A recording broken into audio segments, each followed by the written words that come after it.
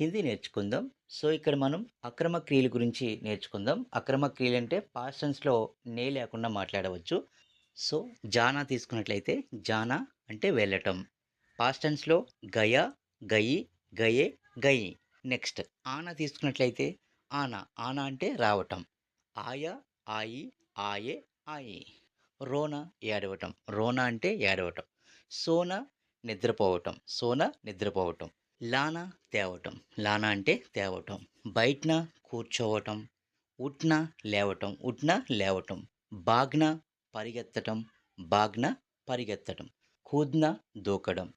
తైర్న ఈదటం. మిల్న కలవటం. మిల్న కలవటం. పహుంచిన చేరుకోవటం. చడ్న ఎక్కడం. చడ్న ఎక్కడం. చల్న నడవటం. బోల్న మాట్లాడటం. హస్న నవ్వటం. So friends please like and